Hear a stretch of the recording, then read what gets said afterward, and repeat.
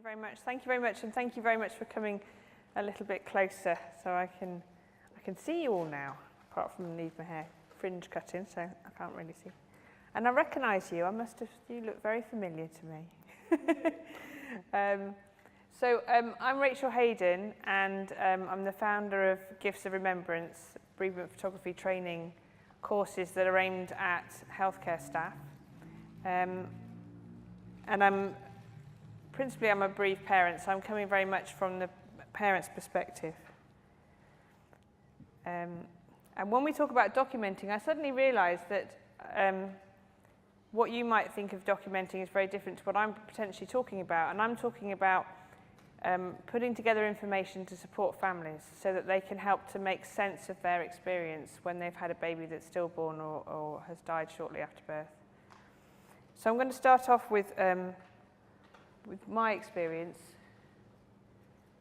I had a bit of a surprise in 2008 when I went for my 12-week scan. I thought maybe I was having twins, but I couldn't. People were saying, oh no, you probably just, because I was 40 that year. I'd got 2 children, a 2-year-old and a 4-year-old. And anyway, found out I was having triplets, which was a bit of a shock. And as you can see there, that was me at 26 weeks pregnant. And I knew quite early on in the pregnancy that triplet 1 was going to have a few problems. We had lots of scans, but I got a sense of him very early in the pregnancy. And I felt like I knew who he was going to be like, really, what he was going to be like. I used to have conversations with him. I didn't feel I knew so much about the other 2, but I used to worry about them squashing him. And the consultant reassured me that the only person getting squashed was me. But that's one of my favourite pictures of Rowan, that scan picture, because in most of the scans, Ava and Esme used to photobomb them all the time, and I'd never get to see Rowan. And I always feel like he's kind of chilling out in a hammock of some sort, with his little feet there. And one of the reasons why that's my most treasured picture, if you like, of Rowan is because in that picture he's alive.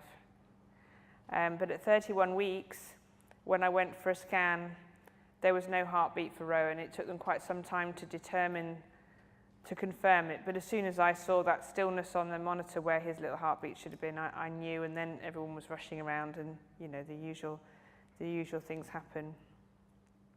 And the first thing I thought, well, that's not supposed to happen, because I actually had a premonition, and I woke up one morning a couple of months before then with this voice in my head saying, Rowan's not going to make it, but you'll meet him. And I remember thinking, well, he's perhaps going to have some difficulty because he was smaller than the others on the scan, and we'd had a tour of the neonatal unit in Leicester and kind of knew I was going to take up half their intensive care beds. But it still had never occurred to me at all, it wasn't on my radar, that he would be stillborn. I had absolutely no idea what to do. I'd read every book on triplet pregnancy, but I had no idea what to do about stillbirth. The midwife was fantastic. She was very experienced in supporting bereaved parents. And the way that she behaved towards Rowan really helped empower me to behave a certain way towards him. Because when your baby dies, you feel that you have no rights over anything anymore. It's probably about the biggest, I was thinking about this on the way down here. I only live in Hinckley, about an hour away, but on the way down here I was thinking, I think that's probably the most disempowering experience that anyone can have. Because everything in your body tells you that when you're pregnant, that your job is to protect your child. And when your baby dies, you're not then in a position to sort of go, okay, right, so this is what I want to do. Occasionally some people are like that, perhaps if they've had a little bit of time to prepare, or maybe they've sadly had that experience before.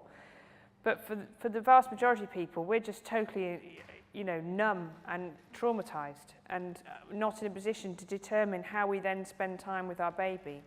Because we're not just saying goodbye, we're saying hello as well, we're meeting our baby. So this is when I'm talking about documenting, I'm talking about a really positive role that you can have in being able to help us to have the richest experience with our baby and capture that for us. Now, for me, at the time with my baby, he was taken away and he was dressed for me and brought back in his little gown, and the hand and footprints taken and a lock of his hair, which meant the world to me. And it was 2 weeks after that I was actually looking for the words of a prayer I was going to say at his memorial service, because he was being buried in Ireland. And it was, "Now I lay me down to sleep, I pray the Lord my soul to keep." And I Googled it to get the rest of the words. But what actually came across was "Now I lay me down to sleep," which is a charity of professional photographers who take pictures of stillborn babies. And this was something that I had never come across at all before. I then found myself searching to see, well, what else is there? And I came across the work of Todd Hotberg. And he is a documentary photographer based in Chicago. And he takes his pictures are raw emotion. There's no posing, there's no editing. And as you can see from these examples here, he just takes pictures of everything. And the power of these photographs really impacted on me.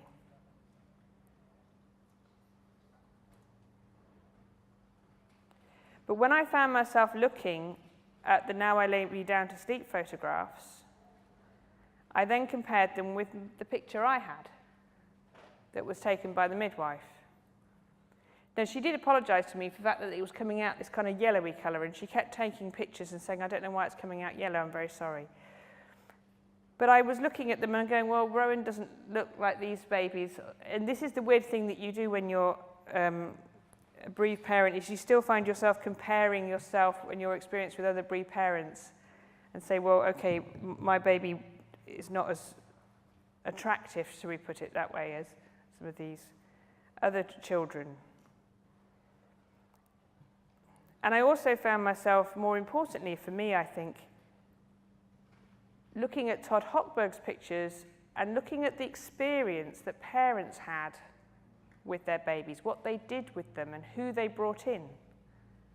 And the first thing I thought was, oh, maybe that's just Americans. Because they're very, out there with their feelings. We're very reserved in Britain. Perhaps that's why they've got a room full of people, because it never occurred to me to bring in my mother-in-law who'd been looking after my other children. It didn't occur to me to bring in my other children to meet him. Nobody came in. The only people that met my son was my partner and myself. And then I looked at this one and I thought, well, I could have done that. But it never occurred to me. He was in a very poor condition, and so was I. But, I found myself thinking, well, she's in bed, I was in bed. And this is when you suddenly start realizing the things that I perhaps could have done had I been empowered enough to think of it. And again here, this image of other children coming in.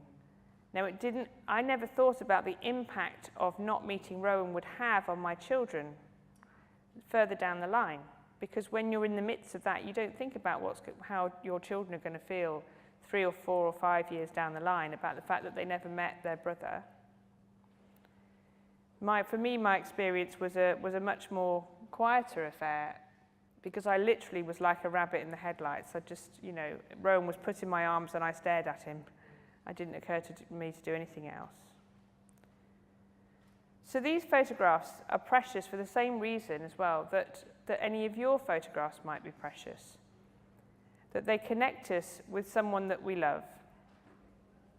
And they take us to a memory that's special. And they illustrate a story that has significant meaning. So the photographs I had of Rowan, I was very pleased with the photographs I had, but they didn't show, I didn't see him in his entirety. And it made me aware that there was a lack of a story there for me. Do you follow? But if you think about how photographs are important to you, they're the same reasons that photographs are important to bereaved parents. So, for example, pictures like this these are my kids and a friend enjoying the British weather. And this is one that always makes us smile. I'd like to point out that I wasn't there when that picture was taken, that my partner took that picture, because, of course, That's more entertaining than running across and trying to potentially prevent a head injury. But it's those ones that make us smile, silly expressions. This one, Charlie, she's now 14, and we're having to have quite a lot of talks at the moment. So I like to look back at that one and remember a quieter time.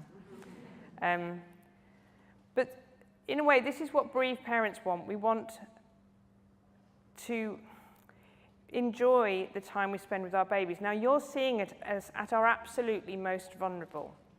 And so it might be hard to think that we might use the word joy. But I've spoken to a lot of bereaved parents, and I know that there is that there. And it's sometimes the joy is more you reflect back on it and then see, like, wow, you know, I'm really proud that as a mother I got the opportunity to put my baby's nappy on and to dress him, and it gives me strength to know that I did that. Whereas at the time you might look like an absolute terrified, traumatized person. From your point of view as care staff, you're thinking, God, why am I putting her through this? But it has value years and years ahead. So what do bereaved parents want? We want to be empowered by time, space, encouragement, and support to engage with our baby in a unique and meaningful way. And the fact that we have cold cots now is wonderful, because that gives time. And also things are really improving, aren't they, on space, in terms of people being able to get private spaces away from hearing babies crying and things like that. So we're going in the right direction with that. To be given the opportunity to fully immerse themselves in their experience and focus on their baby in detail. One of the things I spend quite a lot of time on my training courses that I offer is about how you can help to empower parents so that they are engaged, rather than just very much passive recipients of memories. Do you see what I mean? Sometimes it can be the case that mum's just staring at the wall, baby's in a cot, photos are taken, prints are taken, and then you're giving them, but you've had no involvement in that. And I can understand that it can feel very challenging to say, well, how do we get from there to there? But it's really about giving them time and encouragement, and helping them to be part of the process. To be supported to consider introducing the baby to family and significant others, and to have this special time documented in detail and memorialised through the collection of artefacts that have touched or pertained to the baby and experience. When I talk about artefacts, I'll give you an example. I can't remember where I was, but I remember seeing, The Wizard of Oz, right? The original film. I have seen the very shoes, the red sparkly shoes that were worn by Judy Garland in that film. And so those aren't just any old red sparkly shoes, they've got a story, okay? And items become artifacts when there is a story attached to them, and they become special. So something that might be an ordinary thing, like this glass, if I said to you, well, you know, someone famous drank out of this glass, I don't know, who do you fancy? Let's think, Brad Pitt, there we go, build on. That was last drunk out of by Brad Pitt. You would be quite interested in this glass. So the things that we're interested in as parents are anything that's touched our baby. It's not about having everything pristine and clean. You tend to be very tidy, you lot. You know, midwife, tidying everything away, getting rid of anything that's mucky. But we want that because it's touched our baby. We want the mucky towels, and we want anything. It doesn't matter what it is. We don't want the pristine blanket that's never been anywhere near them. And we want the evidence, photographs, to show, here's the evidence that my baby was dried with this towel, and they lay on that blanket, and they had those items. You know, the scissors that cut the hair. You might say, well, we wouldn't have any scissors. But, you know, there are plenty of charities that will provide you with whatever you need, because they're very keen on this too, that support this. So there are 3 types of pictures that you could take. By the way, I have no idea what time it is. Are we all right? Okay, my timer keeps cutting out. There are 3 types of pictures that you can take, I think. The mantelpiece pictures, which are like Facebook pictures, the ones that you share. There's also the ones that capture the story, and then there's the evidence shots. So the mantelpiece pictures might be things like this. This is a Now I Lay Me Down to Sleep picture. It's really cute. It would have been, obviously, it's quite sort of staged. And I think that's wonderful. Leave that to the professional photographers, okay? But I want you to think that what you're offering isn't a poor man's version of the professional photographer, because you have the advantage that you have the relationship with the family, and you are there all the time. So when you're capturing the moments as they happen, rather than taking photographs as something that you do at the end when everything else has happened, you're documenting the time. So, you know, you're there all the time. A photograph like this, which can be very shareable. Now this was baby Joel, who he was 21-week gestation, termination due to abnormality. But his mum was a support worker and supported bereaved parents, so she was very familiar with what was needed and what helped. So she made sure that she got these lovely photographs of her son. And they're the photographs that have what I call the R factor. So when you look at them, you go, oh. Because we want the same as any other parents. We want someone to look at our pictures of our babies and go, oh, that's gorgeous. Now, what we don't want is you to wince. Or not that you guys would, but my fear of seeing pictures of Rowan was that people would kind of look a bit uncomfortable. And obviously for us, it's really hard. So it's really good to have at least some pictures. And if you do have a baby that's either very early gestation or has some, you know, deformities and disabilities, just make sure that amongst the pictures that you take, that you include ones that have the R factor. And it could be a hand or feet, something like that. Now here are some pictures. These pictures are of me with Ava and Esme, my surviving triplets, and that's my partner and my other two children in the neonatal unit.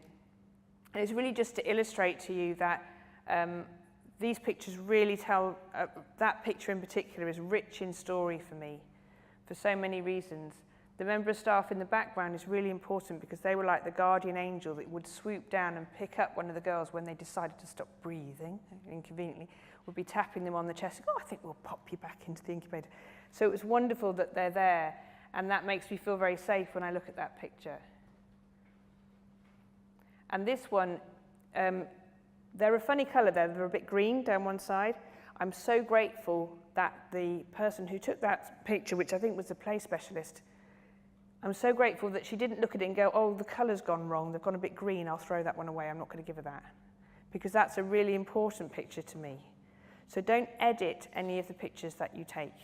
It's not your place to do so, and you don't realise how important these pictures, if they're too dark or if they're a funny colour, doesn't matter.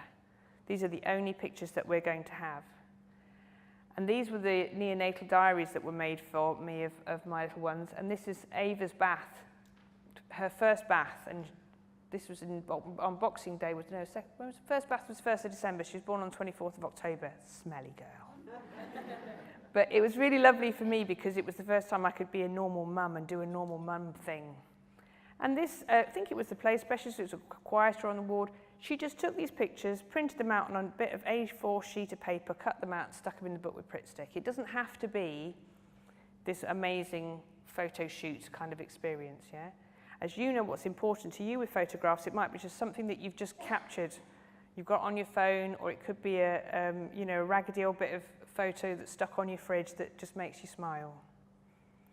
Now, in terms of evidence, it's remembering that every moment is precious. This was a photo that was taken by my partner of Rowan, and as you can see, it's kind of quite bleached out because otherwise he looks really dark, but I can see him in more detail there. Where have you gone? Now, he took these pictures of his feet before he was dressed, and this is the only picture of his feet that I have. Now, the midwife didn't take that, so I'm really grateful that my partner had the forethought to do that. And this is the only picture I have of him without his hat on. And this is a picture that I don't share. I share it with when I'm training. I don't share it with anyone else for the reason, as I said before. But it means the world to me, that picture, because although I found it quite traumatic to start with, I found that I gradually came to terms with that picture to the point that I then loved it. So when you're taking pictures and you're documenting this time, what you're actually providing for us is a therapeutic tool. You're providing us with pictures that we can at some point go back to and go, do you know what, I think I might be ready to look at that picture now, or that part of the story. Or you could go back and say, do you know what, I'm not really sure what happened then. Let me go and look at the timeline. How does this pan out? Because it was 8 years down the line before I suddenly woke up one morning and said, you know what, I don't know what my son was wearing when he was buried. 8 years. And I suddenly went, ah! And I suddenly had to find out. And luckily for me, because I train in Leicester, and the midwife that looked after Rowan was involved in the training, I could just ask her. And she said, well, I put all my babies in nappies, so I knew. But I didn't have any photographic evidence. And it's odd, the things that suddenly pop into your head, it's when your brain says, we can think about that now. There was so much going on, it takes a long time. Now, Archie's story, these photographs were taken by people who had trained with Todd Hotberg at the hospital, and then the midwife had followed that advice and also working with the parents about empowering bereaved parents more, so that it's Archie's dad who's doing the footprints and the handprints. And Archie's mum said that what they provide for her is really healing and very valuable, and the feedback that we've had has been amazing. And this is more pictures of baby Joel you saw some of the earlier ones, where she brought in her children to meet Joel. And she said that that's been invaluable to her, and especially for her children as well. So photographs like these help because they validate parents' love for their child and make their experience real, because that's another thing. If you go home with nothing and you don't know whether you really had a baby at all or not. They provide a focal point for grief. They provide evidence and a narrative which can be repeatedly examined and explored, because you need to just keep going over and over and over. That's what you do with grief. They illustrate the experience of a relationship which can be shared with others, and that's really important so that you can share your story, because grief takes away words. We don't have enough words to express how we feel, and photographs just really help. Look, that's why. I can't say what I feel, but I can show you. And I'm just going to end on this because I've run out of time. There's so much I wanted to say. But I love this quote, and it's, grieving is like polishing rare stones. The process of going over and over the memories creates a rare and beautiful jewel, the true beauty of which has not been previously realized.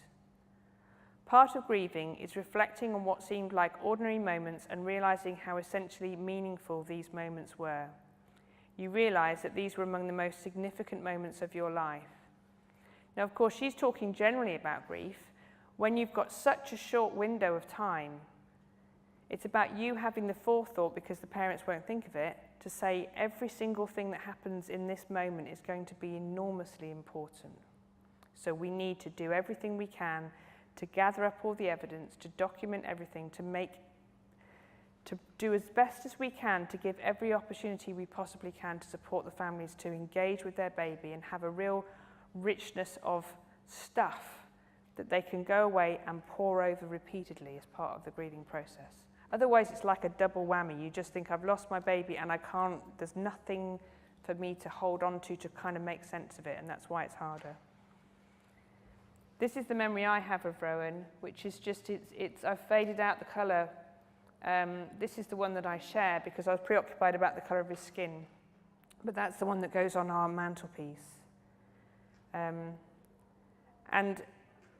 just to finish on, really, because I do online training courses now, and if you can get up to 4 staff together, and we do an online training plus 2 live webinars, it runs like a normal day's course, but you just need 4 people. There's funding available for it. So all you need to do is to go to Gifts of Remembrance, and all the information will be there for you. And what we'll do is I'll teach you how to use the cameras, a lot more information about empowering parents, and what I'm aware I haven't done enough of today was sort of the evidence, the research. There's limited research evidence, but what research there is says that parents just want really what you guys would want. It's the acknowledgement, care, being treated with care and dignity. The normal stuff, it's not rocket science, and that's what brings us comfort. So thank you very much for your time, and thank you very much for listening.